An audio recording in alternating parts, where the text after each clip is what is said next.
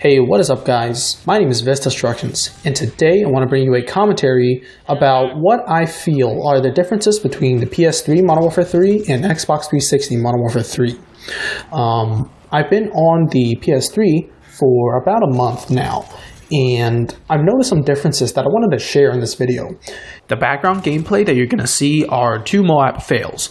The first one's going to be a 19 streak on Underground, and the second one is going to be a 20 streak on Village. Both maps I have happened to m.o.a.b once before. About a month ago, maybe like a month and a half ago, my friends and I decided that, the matchmaking on the Xbox 360 was really bad. So we decided to buy PS3s and basically, migrate our experiences to the PS3. And boy, has that paid off. It is super easy to get into lobbies. And even better, there are more lower ranked players. So that's a bonus for pub stompers and content creators, neither of which describes me. Now, one of the downsides is that there is more lag and there are more inconsistent connections. Almost every game I would 3-bar or 2-bar, and this would happen way more often than on the Xbox 360. And the lag is much more noticeable here than on the Xbox 360. Also, what I've noticed is that in terms of the graphics, the PS3 is a little fuzzier. There are a little more frame dips, and there's a little more aliasing on the PS3. When I move back to the 360, I find the graphics to be crisper and just more clear in general. So I'm not really sure if that's the anti-aliasing on the PS3 kind of affecting the experience, but maybe it's just me. I don't really know. But I think the most annoying thing that I found is that people here love RPGs, the lethal and tactical grenades, and noob tubes. And it has just been a really frustrating experience when I get killed by them, because sometimes I'll be thinking, this is Modern Warfare 3, they should have fixed the noob tubes from Modern Warfare 2, but unfortunately, they seem just as powerful as the noob tubes back then. So this makes Blast Shield a necessity, but unfortunately, as you know, that perk is very weak compared to Flak Jacket and Tactical Mask. Unfortunately, Infinity Ward did not fix it back in 2011-2012, so unfortunately we're just left with the crappy version of Blast Shield.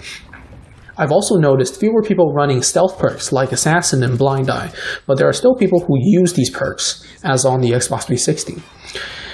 One of the most important things I've noticed is that the sound here is different, and the biggest factor is that Citra Pro does not work as well. That perk does not amplify enemy footsteps, and in general, footsteps are not as well balanced as on the Xbox 360.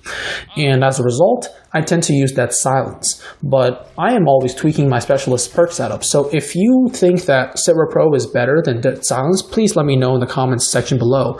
And I'd love to hear from you, and I'm definitely going to be tweaking my specialist perk setup from your feedback. Finally, there are more assault streaks on the PSN, and that's both a good and a bad thing. As you know, I love assault streaks. The Predator missile, the Reaper, the AC-130, the helicopters. And I appreciate that people here also appreciate assault streaks. I personally think Modern Warfare 3 streaks don't get enough love. Yes, they're weaker than those in Black Ops 1, Modern Warfare 2, but they're still better than the ones in most recent Call of Duties. But on the flip side, it's a bad thing because it may be seen as, quote, newbie to have assault streaks to get you kills. And some people would say that that would mean that you don't have any gun skill. And I personally don't think so, because I'm biased towards assault and I don't have that many m.o.a.bs myself. But you know what? At the end of the day, I find myself running Blind Eye more than Assassin here because of these helicopters, because of these assault streaks. All in all, because of the complications of getting an account on the PS3 and the age of the PS3, I still give an edge to the Xbox 360. This is kind of a biased opinion because I've been on the Xbox 360 since July of 2011, and I've only had the PS3 for about a month. But looking at everything objectively, I still think the Xbox version is the preferred version for me. Anyway, that's it for this video. I hope you enjoyed, and I would like you to share your experiences in the comments section down below. If you enjoyed this video, please like this video, share with your friends, and subscribe. Thanks for watching.